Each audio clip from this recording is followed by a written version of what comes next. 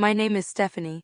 I'm 32 years old, and the day I found my 6-year-old daughter Haley sobbing in the bathroom with her head completely shaved was the day I finally understood what it meant to feel murderous rage. I had left her with my sister Amanda for 20 minutes while I helped my elderly aunt with her medication. 20 minutes. When I returned, chunks of blonde curls covered the bathroom floor. Amanda stood there laughing while filming on her phone. "It's just a joke. Lighten up," she said as Haley's tears fell onto her bare scalp. "Before I tell you what happened next, let me know where you're watching from and hit subscribe if you've ever had to cut toxic family members out of your life to protect your children." Being a single mother wasn't what I had planned for my life, but it's been my reality since Haley's father walked out the door when I told him I was pregnant. He chose to start fresh with his college girlfriend in another state, sending the occasional birthday card but never actually showing up for his daughter. It's been just Haley and me against the world for 6 years now. Haley's golden blonde curls had been her crowning glory since she was a toddler. I had never cut her hair beyond the necessary trims to keep it healthy. Those curls were a feature people always commented on, sometimes making me uncomfortable with how much attention strangers would give her, reaching out to touch her hair in grocery stores and restaurants. But Haley loved her hair. She would spend time each morning looking in the mirror as I gently brushed it, asking me to style it in different ways for school or special occasions. It was part of her identity. My relationship with my younger sister Amanda has always been complicated. Growing up, we were 4 years apart, me at 32 now, her at 28, and that gap felt enormous during childhood. While I was the responsible, studious one who followed rules and tried to keep peace in the family, Amanda was always seeking attention through increasingly disruptive behavior. Our parents' response was usually an eye roll and dismissive "that's just how Amanda is," which only encouraged her to push boundaries further. As we got older, the pranks became Amanda's trademark. What started as hiding my homework or putting salt in my coffee gradually escalated to more humiliating actions. There was the time in high school when she accidentally spilled punch on my dress moments before my first date arrived. Or when she posted unflattering photos of me sleeping with my mouth open to social media before an important job interview, tagging potential employers. Each incident was always followed by the same defense: "It's just a joke. Why can't you take a joke?" And my parents would inevitably side with her, telling me I was being too sensitive. The divide between us grew even wider 3 years ago when Amanda married Connor, a real estate developer from a wealthy family. While I worked double and sometimes triple shifts as a registered nurse to provide for Haley, Amanda moved into a mini mansion and spent her day shopping and posting perfect moments on social media. The financial disparity created a new dimension to her competitiveness. She now had the resources to make her digs more painful. Last Christmas, she gave Haley a beautiful designer dress that was 3 sizes too big, saying loudly at the family gathering, "I figured you could save it for when she grows into it, since I know things are tight for you two right now." The humiliation burned as everyone glanced uncomfortably at the second-hand clothes Haley was wearing. The annual summer family reunion at my parents' lake house was something I typically dreaded but attended anyway, not wanting to deprive Haley of knowing her extended family. This year had been particularly challenging financially. School would be starting in just 3 weeks, and I'd been working extra shifts to afford new clothes, supplies, and the registration fees for after-school activities. I was bone-tired when we arrived at the lake house, having come straight from a 12-hour night shift. Despite my exhaustion, Haley's excitement was contagious. She had picked out a special summer dress for the occasion, practicing twirls in front of the mirror before we left. "Do you think Grandma will like my hair, Mom? I practiced the braid on the side like you showed me." Her innocent enthusiasm made the trip worthwhile, even knowing I'd have to navigate family tension. The first signs of trouble came early in the day. While helping to set up for the barbecue, Amanda made several pointed comments about my parenting. "It must be so hard for Haley, not having a dad and with you working all the time," she said, loud enough for nearby relatives to hear. "Connor and I were just saying how we'd never leave our future children with strangers at daycare." I bit my tongue, not wanting to create drama on the first day of the reunion. If I had known what was coming, I would have packed up and left right then. Around 3 in the afternoon, my elderly Aunt Margaret, who was recovering from hip surgery, needed help with her medication. She was staying in the downstairs guest room and called out to me as I passed by with a plate of watermelon for the kids. "Stephanie dear, could you help me with my pills? I can't open these darn chill-proof caps with my arthritis." I looked around for a place to set down the watermelon and spotted Amanda lounging on the deck scrolling through her phone. "Amanda, could you watch Haley for just 20 minutes while I help Aunt Margaret?" I asked. My sister looked up, and I remember now there was something in her expression, a small smile that didn't quite reach her eyes. "Sure, no problem. We'll have some fun, won't we, Haley?" Haley, who had been playing with our cousin's daughter nearby, nodded enthusiastically. She had always adored her Aunt Amanda, despite my complicated feelings. Amanda represented everything exciting and fun to a 6-year-old. She brought expensive gifts, showed Haley videos on her phone that I usually restricted, and let her eat candy when I wasn't looking. "Thanks," I said. "We'll go get ice cream after I help Aunt Margaret, okay, Haley? Just stay where I can find you." I spent the next 15 minutes helping Aunt Margaret sort her medications, fetch her water, and adjust her pillows so she could rest comfortably. I was just finishing up when I heard it, the unmistakable sound of my daughter's crying, not the brief upset of a minor fall but the deep, inconsolable sobbing of genuine distress. I ran toward the sound, which was coming from the upstairs bathroom. The door was partially open, and what I saw inside will be forever burned into my memory. Haley sat on a towel on the bathroom floor, her entire head shaved completely bald, not just a bad haircut, every single strand of her beautiful blonde hair was gone. Chunks of it surrounded her like fallen autumn leaves. Her hands covered her face, her small shoulders shaking with sobs. And there was Amanda standing over her with an electric razor in one hand and her phone in the other, filming. Behind her, Connor leaned against the wall, snickering. The sound of my sister's laughter filled the small space. "Oh my God, stop crying. It's hilarious. Everyone's going to think this is so funny when I post it. Your face when you saw yourself in the mirror, I wish I'd captured that part." I couldn't speak. The shock physically paralyzed me for several seconds. A wave of nausea rose in my throat as I processed what I was seeing. My hands started shaking violently. Haley looked up and saw me in the doorway. "Mommy," she wailed, reaching for me. Her face was red and blotchy, tears streaming down her cheeks onto her bare scalp. "Mommy, my hair is all gone. Will it grow back before school starts?" The panic in her voice about school, about what her friends would think, broke through my frozen state. I pushed past Amanda's and dropped to my knees, gathering Haley into my arms. "What did you do?" I finally managed to whisper, looking up at my sister. Amanda rolled her eyes, still recording. "Relax, it's just a prank. It's just hair, it will grow back. Kids need to toughen up and learn to take a joke." "Turn that off now." My voice didn't even sound like my own. "You should see your face," Connor chimed in. "Priceless. Amanda said you'd overreact." By now other family members had heard the commotion and were gathering in the hallway. Gasps and murmurs mixed with a few nervous laughs as they peered into the bathroom. "What on earth is going on?" My mother's voice cut through as she pushed her way forward. She stopped short at the scene before her. "Oh my God, Amanda, what did you do?" For a brief moment I thought my mother was going to take this seriously, that finally, Amanda would face consequences for her actions, but that hope died as quickly as it had formed. "It's just hair, Mom," Amanda said, finally lowering her phone. "It's not like I hurt her. She was fine until she saw herself in the mirror and started freaking out." My mother looked troubled, but already I could see her shifting into mediator mode rather than protector mode. My father appeared behind her, his expression moving from shock to discomfort to his familiar conflict avoidance stance. "Let me see that video," I demanded, standing up with Haley still clutching me.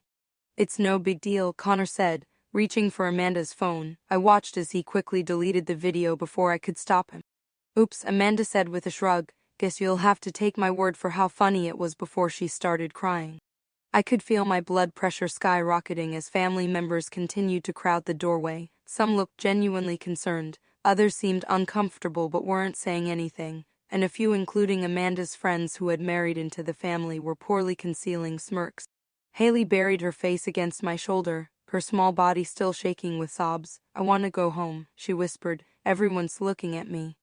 That's when I knew with absolute clarity that this moment would define our relationship with my family forever. Everything hinged on what happened next. "What is wrong with you?" The words exploded out of me with such force that everyone in the hallway fell silent. "She's 6 years old. This isn't a prank, it's assault. You physically held down my child and shaved her head without her permission or mine." Amanda's smug expression faltered only slightly. "God, you're being so dramatic. It was just a joke. Tell her, Mom, it's not that big a deal."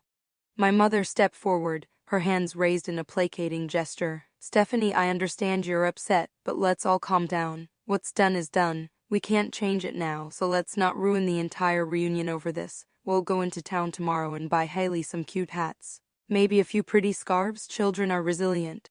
"Are you serious right now?" I cut her off, unable to believe what I was hearing. You're more concerned about ruining the reunion than the fact that your adult daughter just traumatized your grandchild.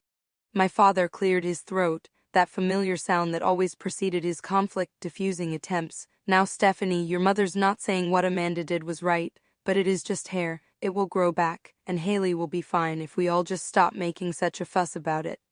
I looked around the hallway at the faces of my extended family, aunts, uncles, cousins, people I'd known my entire life. Not one of them was stepping forward to say this was wrong. Not one was willing to stand up to Amanda. I saw discomfort, yes, awkward shifting and averted eyes.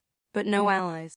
This isn't an isolated incident, I said, my voice shaking with fury and heartbreak. This is who Amanda has always been, and you've all enabled it. My entire life, it's been just a joke when she hurts me, and now you're teaching Haley the same toxic lesson that she should accept mistreatment as humor and that her boundaries don't matter. Oh, here we go with the psychobabble, Amanda muttered. Always the victim, aren't you, Steph? Memories flooded back in rapid succession. Amanda destroying my science project the night before it was due when I was 12. My parents telling me I should have kept it out of her reach. Amanda spreading rumors about me in high school that cost me friendships. Everyone saying I should lighten up because she was just being a teenager. Amanda showing up drunk to my nursing school graduation and making a scene. My parents later suggesting I should have scheduled it on a different weekend when she wasn't going through a rough patch. The pattern was so clear now, illuminated with painful clarity by Haley's tears. We're leaving, I announced, shifting Haley to my hip despite her being almost too big to carry. Haley, sweetie, let's go pack our things. This triggered an immediate reaction. My mother stepped forward, grabbing my arm. Stephanie, don't be ridiculous. You can't leave. We've planned this reunion for months. Everyone's here to see you both. Watch me, I replied, gently removing her hand, and anyone who thinks what just happened is okay is not someone I want around my daughter anyway. As I carried Haley to the guest room where we'd been staying, I could hear the family erupting into arguments behind us. Amanda's voice rose above the others. See what I mean? She always has to make everything about her. She's probably glad this happened so she can play martyr again. I closed the door behind us, setting Haley down on the bed. Her sobs had quieted to hiccuping breaths. Her eyes red and swollen, she reached up to touch her bare head again, flinching as her fingers made contact with the unfamiliar surface. Mommy, why did Aunt Amanda cut off all my hair? Was I bad? Her question shattered what remained of my heart. No, baby, no. You didn't do anything wrong. Nothing at all. This was wrong of Aunt Amanda to do. Very, very wrong. But Grandma and Grandpa said it's okay because it will grow back, she said, confusion evident in her voice.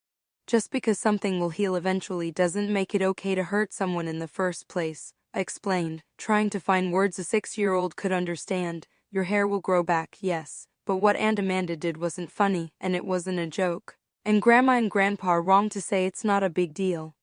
As I packed our bags, there were several knocks on the door. My mother, my father, even my Aunt Margaret. I ignored them all, focusing instead on getting us out of there as quickly as possible. When we were ready, I took a deep breath, wrapped a soft scarf around Haley's head when she asked for it, and opened the door.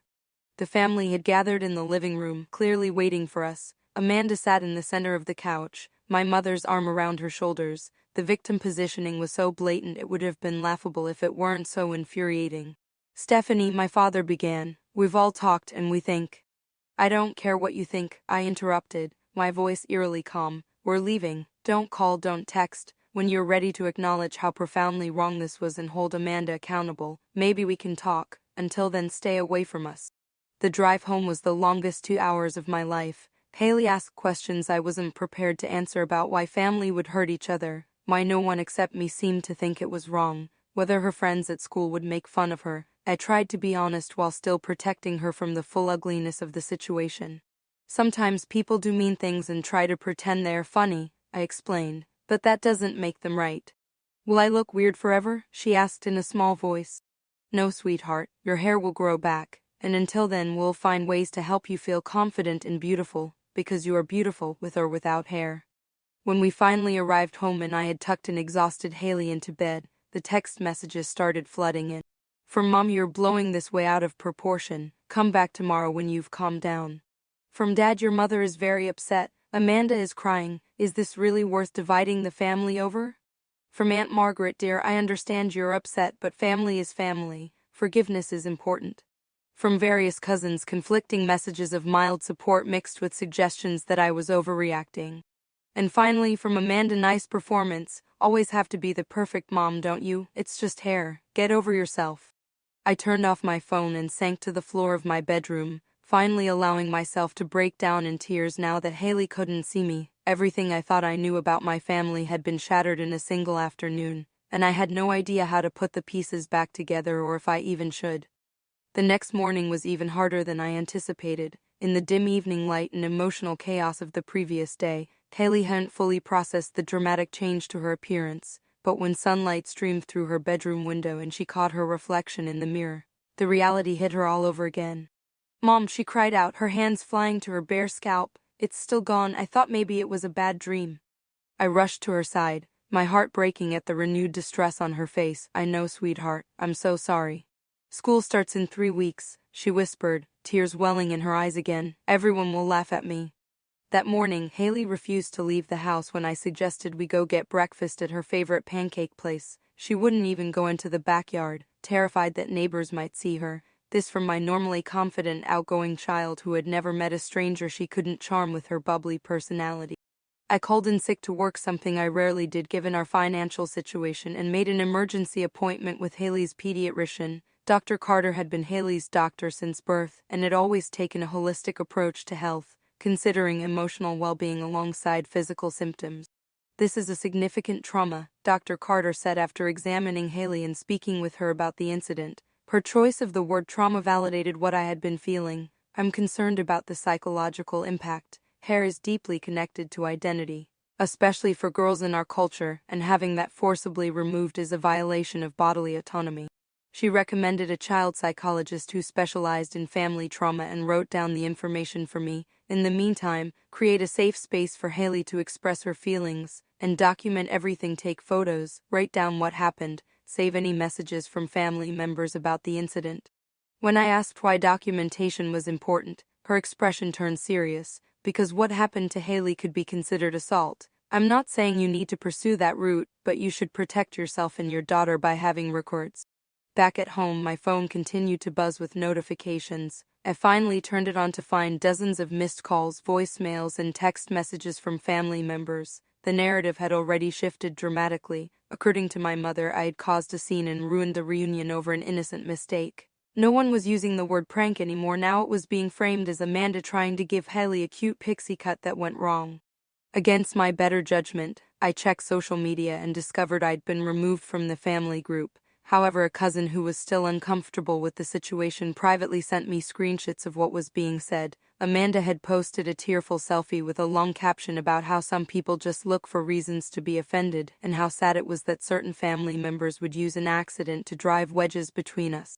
The comments section was filled with supportive messages for Amanda, including one from my own mother. "We love you, sweetie. Some people just can't let go of grudges. The reunion isn't the same without you know who, but we're making the best of it." Seeing my family not only minimize what had happened but actively rewrite the narrative and paint me as the villain made me physically ill. I posted a brief, factual account of what had happened on my private social media, not naming names but explaining why Haley and I had left the reunion early. Within hours, Amanda had somehow discovered my post despite not being connected to my account anymore. She launched a family-wide campaign against me, calling relatives individually to tell them I was spreading lies about her online. My inbox filled with messages from relatives I barely spoke to, admonishing me for taking family business public and trying to turn people against Amanda. The family quickly divided into factions. A small minority, mostly younger cousins, and one aunt who had always disliked my sister reached out with supportive messages, but the majority sided with Amanda, either actively defending her or passively suggesting I was overreacting. Then came the financial leverage. Amanda's wealthy in-laws, who had been bankrolling many family events including the annual reunion, threatened to withdraw their support if I continued causing drama. My parents, faced with the potential loss of the lake house gatherings they cherished, doubled down on their defense of Amanda. The isolation was overwhelming. As a single mother, my family had been my safety net, imperfect, but still a support system I thought I could count on in emergencies. Now that net had not only disappeared but seemed actively designed to catch and trap me if I fell. 3 days after the incident, while Haley was having her first session with the child psychologist, Amanda showed up unannounced at my front door. "We need to talk," she said, pushing past me into the entryway before I could stop her. You need to leave, I replied, holding the door open. Haley isn't here, but she could come home any minute, and seeing you would traumatize her all over again. Oh my God, stop with the dramatics, Amanda rolled her eyes. Traumatized? Really, it's just hair. Why are you here, Amanda, I asked, trying to keep my voice level. I'm here because you're destroying the family with your overreaction. Mom is a mess. Dad's blood pressure is through the roof. The reunion ended early because everyone was fighting about this instead of enjoying themselves, and now you're posting things online to make me look like some kind of monster. I didn't name you in my post, I pointed out. I simply stated what happened. Everyone knows who you were talking about, she shouted. You've always done this, played the perfect daughter, the perfect mother, making the rest of us look bad in comparison. Do you know what it's like living in your shadow? Perfect Stephanie who never does anything wrong. With her perfect little mini-me who everyone fawns over. The truth finally emerged, ugly and raw. Is that what this is about? You shaved my daughter's head because you're jealous? Amanda's face flushed, her expression shifting from anger to something darker. Maybe now people will look at me for once instead of precious Haley. Maybe they'll see that your perfect little world isn't so perfect after all. The admission stunned me into silence. This wasn't a prank gone wrong or a momentary lapse in judgment. My sister had deliberately set out to hurt my child to satisfy her own need for attention. Get out, I said, my voice trembling with rage. Get out of my house right now or I'm calling the police. Go ahead, she sneered. Call them. Tell them your mean sister gave your kid a bad haircut. See how seriously they take you. I pulled out my phone and dialed 911, maintaining eye contact with Amanda the entire time. When the dispatcher answered, Amanda's bravado faltered. She pushed past me and stormed out, slamming the door behind her. I canceled the 911 call, explaining there had been a threat but the person had left. Then I sank to the floor, shaking with adrenaline and delayed shock. Within minutes my phone was buzzing again, this time with messages from family members claiming Amanda had told them I'd threatened to have her arrested for no reason and that I was clearly mentally unstable. The campaign against me had escalated to questioning my mental health and fitness as a mother, and I realized with growing horror that if they could convince others I was unstable, what would stop them from trying to convince Haley as well? The week before school started was scheduled to be my heaviest work week of the month, 5 12-hour shifts that I desperately needed to make up for the income I'd lost taking time off to care for Haley. I had arranged for my usual babysitter, Mrs. Winters from next door, to watch Haley, but the day before my shift she called with devastating news. I'm so sorry, Stephanie, but I can't watch Haley this week, she said, her voice uncharacteristically hesitant. My daughter called and said someone from your family contacted her with concerns about your mental state. They suggested it might not be safe for me to be involved with you right now. I was speechless. Amanda's smear campaign had reached beyond family to actively sabotage my childcare and by extension my ability to work and support Haley. Mrs. Winters, you've known me for 6 years, I finally managed to say. You've watched Haley since she was an infant. I know, dear, and I don't believe a word of it, she assured me. But my daughter is insistent and she's threatening to report me to Adult Protective Services if I ignore her concerns. At my age, I just can't risk that kind of trouble. I hung up and immediately called everyone I could think of who might be able to watch Haley on short notice. Each call ended the same way. People were either unavailable or worse, uncomfortably evasive in a way that suggested Amanda's poison had already reached them.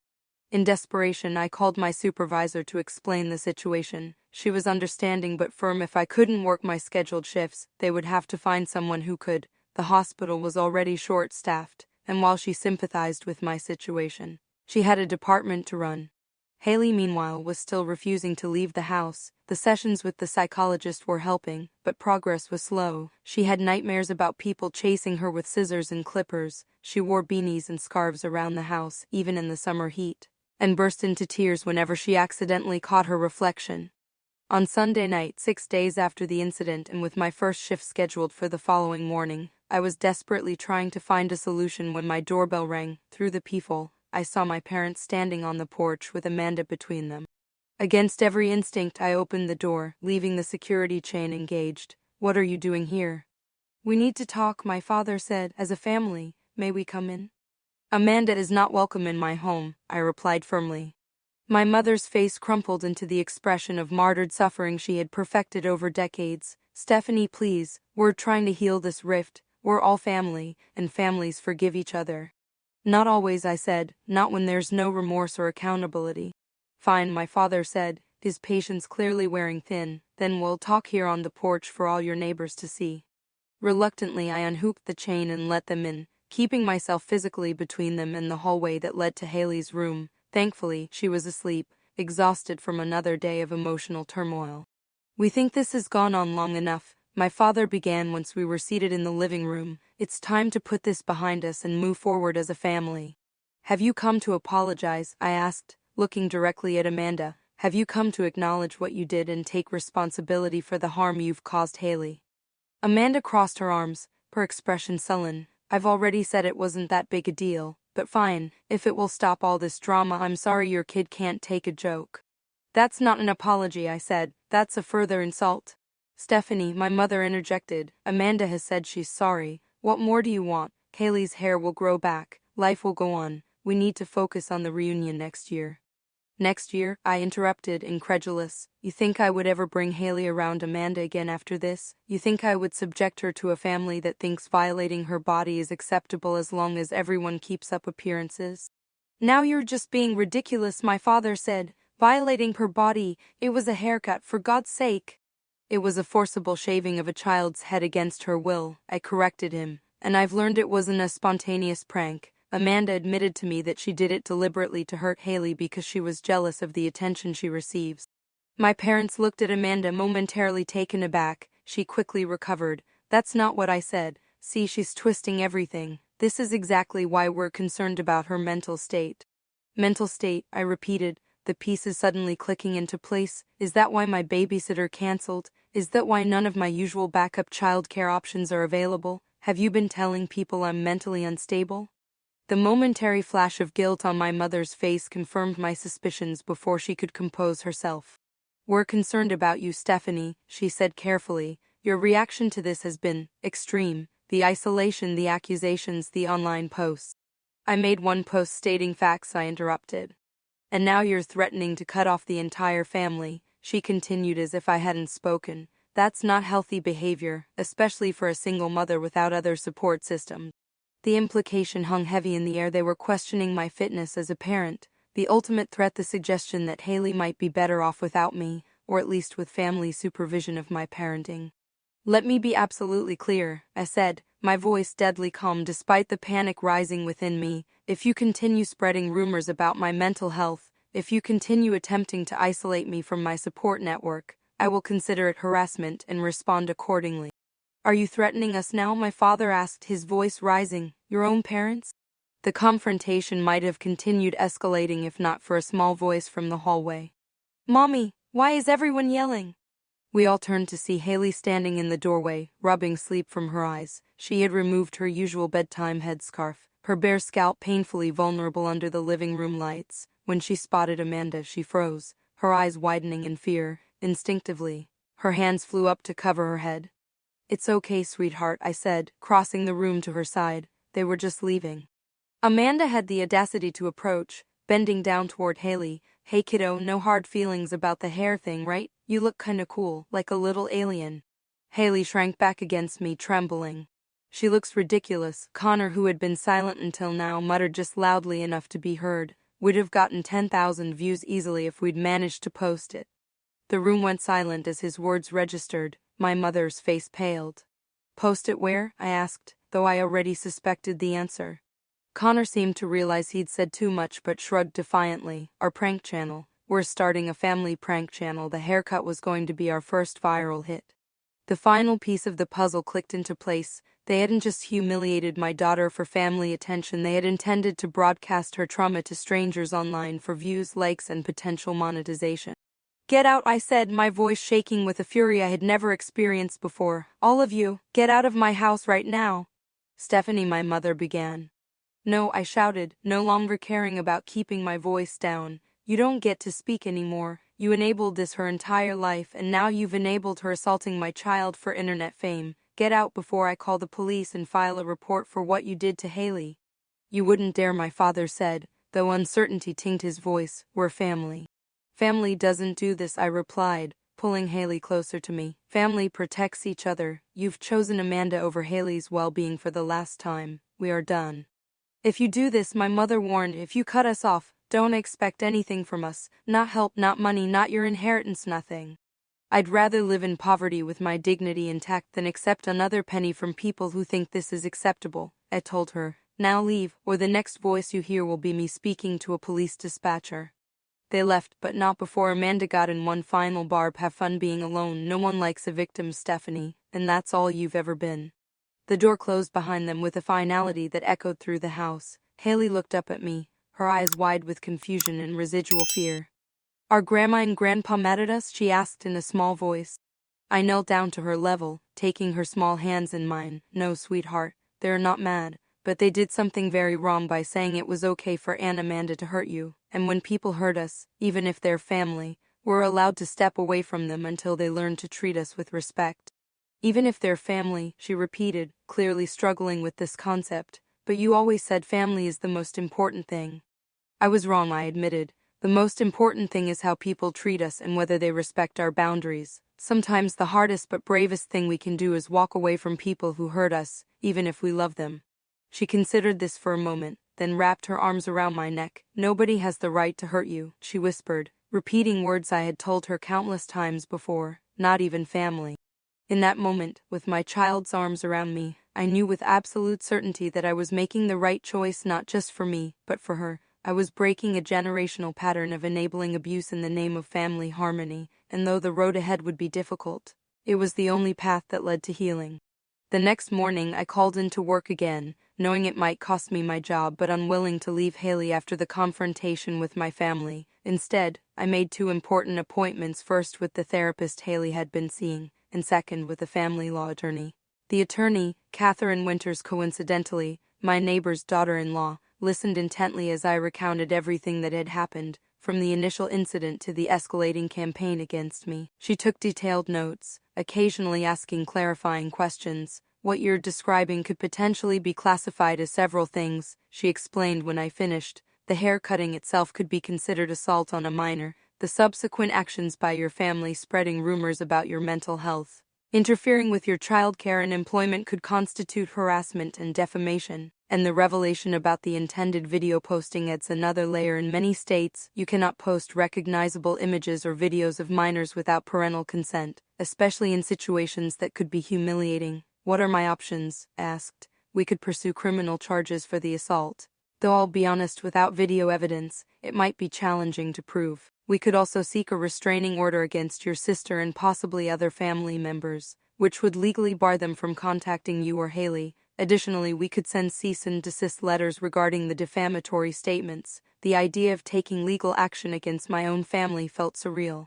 But Catherine's matter-of-fact approach helped me see it objectively. This wasn't about punishing family, it was about protecting my daughter. For now, Catherine advised, document everything. Save texts, emails, voicemails, keep a journal of incidents and conversations, take photos of Haley's head for evidence of the shaving, and most importantly, continue working with Haley's therapist to document the psychological impact. After leaving the attorney's office, I took Haley to a specialized salon I'd found online that worked with children experiencing hair loss from medical conditions. The owner, Marissa, had responded immediately to my email explaining our situation, offering to fit us in that afternoon. The salon was unlike any I'd seen before, warm, inviting, with private styling stations separated by colorful curtains. Photos on the walls showed children with various stages of hair loss, all smiling proudly with different hairstyles, scarves, and accessories. You must be Haley, Marissa greeted us warmly, kneeling to my daughter's eye level. I'm so glad you came to see me today. Haley, who had insisted on wearing a beanie pulled low over her ears despite the summer heat, nodded shyly from behind my leg. Would you like to meet some of my other clients?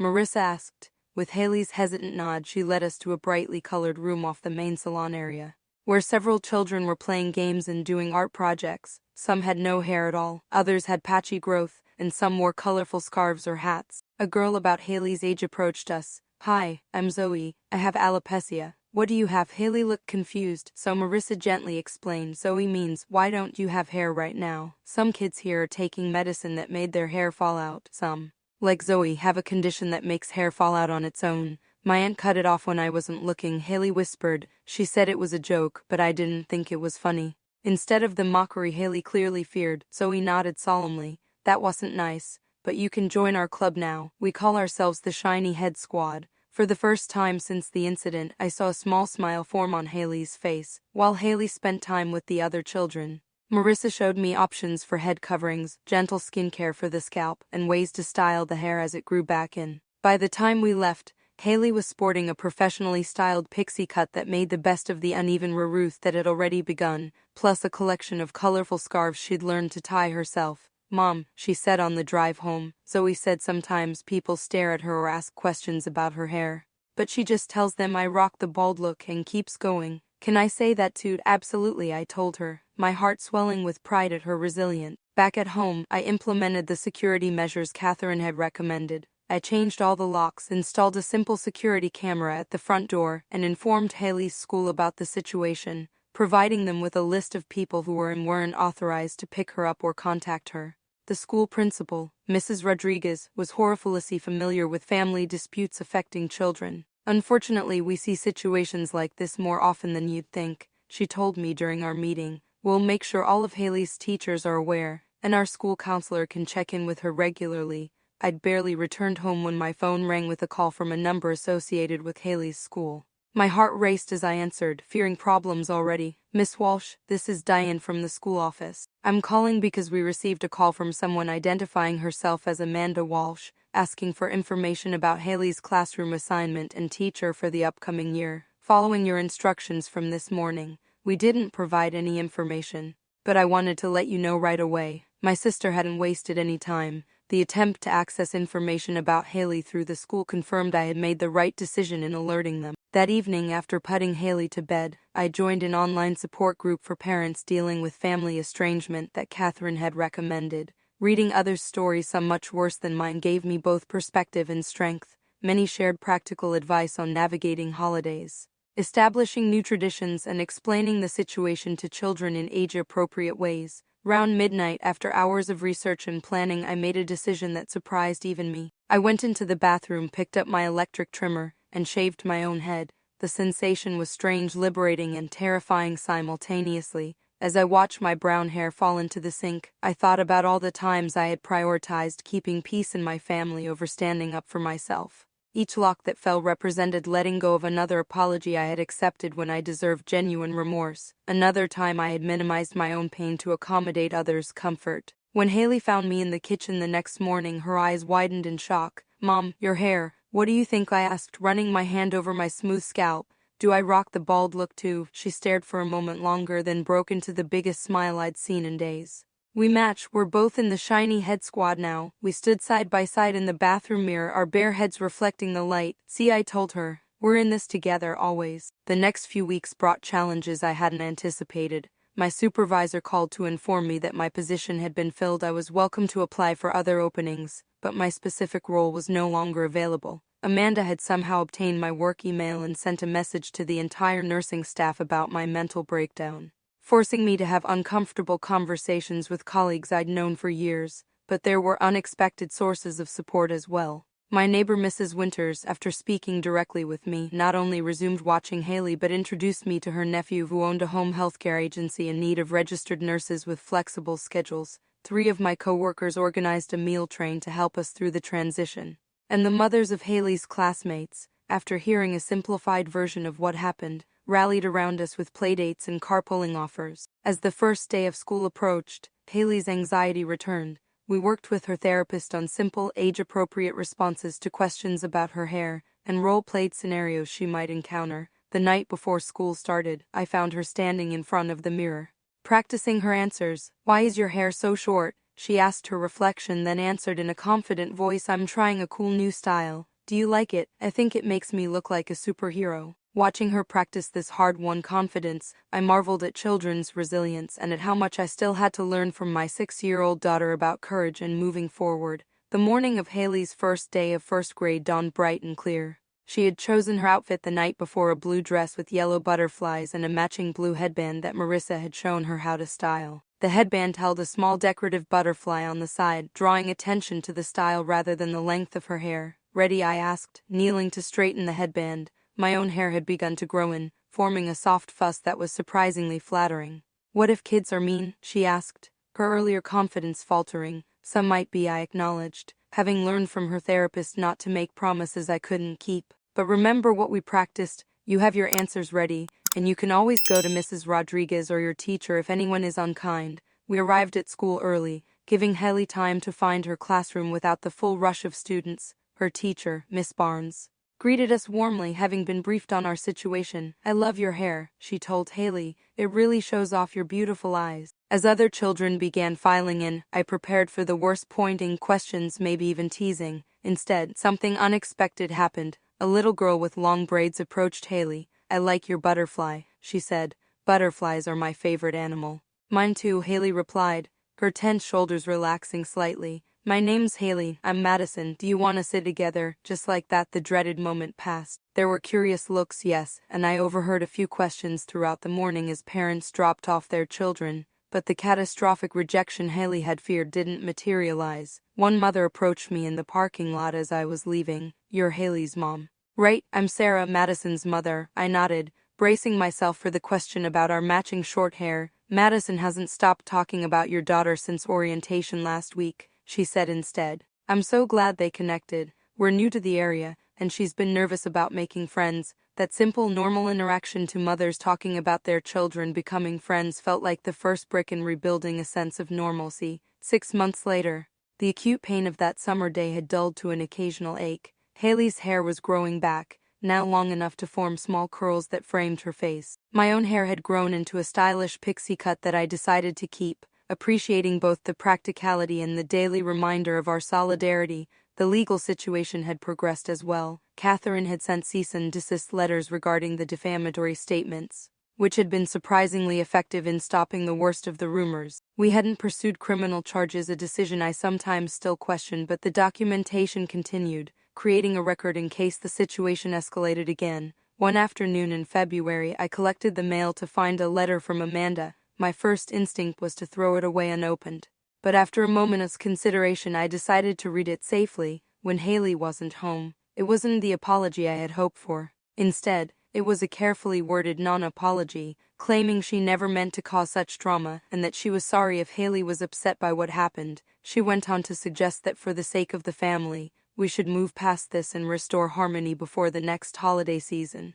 Not once did she acknowledge the true harm she had caused or take responsibility for her actions. The letter confirmed what I had already begun to accept: true reconciliation might never be possible with Amanda. My parents had made similar overtures in recent months, though with slightly more self-awareness. They had sent cards and emails expressing regret for how things had gotten out of hand and suggesting we find a way forward. While they seemed to recognize that something serious had happened, they still framed it as a mutual conflict rather than acknowledging the fundamental violation of Haley's boundaries. During a session with my own therapist, something I had finally prioritized for myself, I explored the complicated feelings these communications stirred up.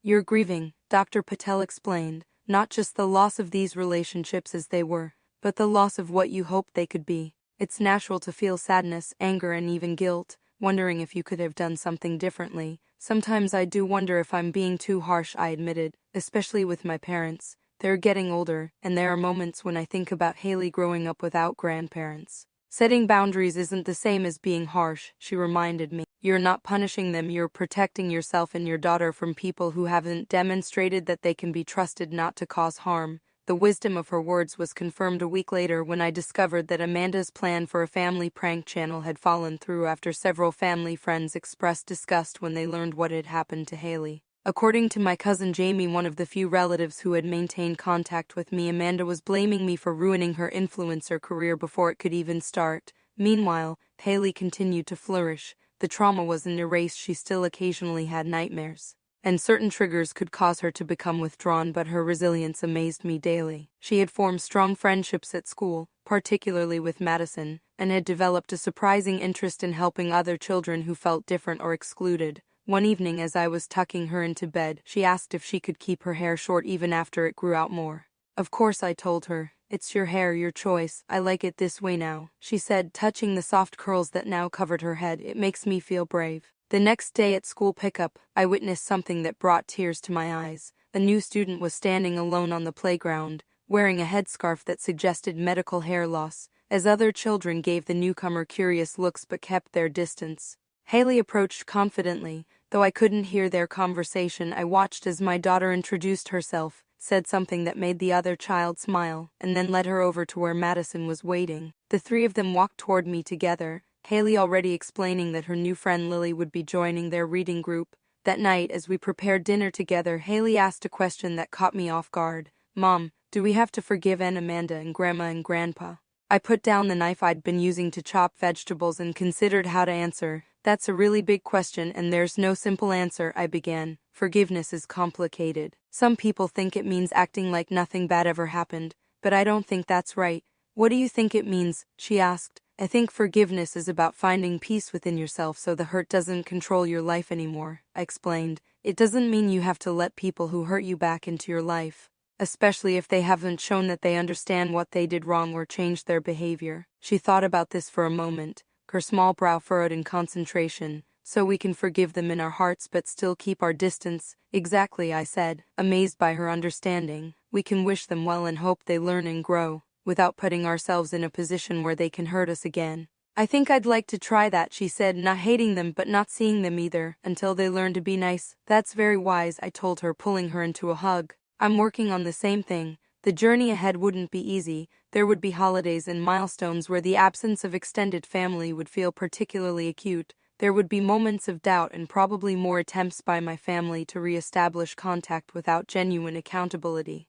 But looking at my daughter stronger, more confident, and more compassionate than before, I knew we were on the right path. We had learned together that sometimes the hardest choice is the healthiest one, that standing up for yourself isn't selfish but necessary, and that family is defined by how people treat each other, not merely by shared DNA. Most importantly, we had discovered that healing doesn't always look like reconciliation. Sometimes it looks like walking away with your head held high, creating space for something better to grow in its place. Have you ever had to make the difficult decision to cut ties with toxic family members to protect yourself or your children? I'd love to hear your experiences in the comments below. Every story shared helps others feel less alone in these challenging situations. Don't forget to like and subscribe if this resonated with you, and hit the notification bell to be alerted when I share more stories about navigating complicated family dynamics and finding strength in difficult situations. Thank you for joining us on this journey of healing and growth. Remember, sometimes the most loving thing you can do for yourself is to walk away from people who don't respect your boundaries even when they're family.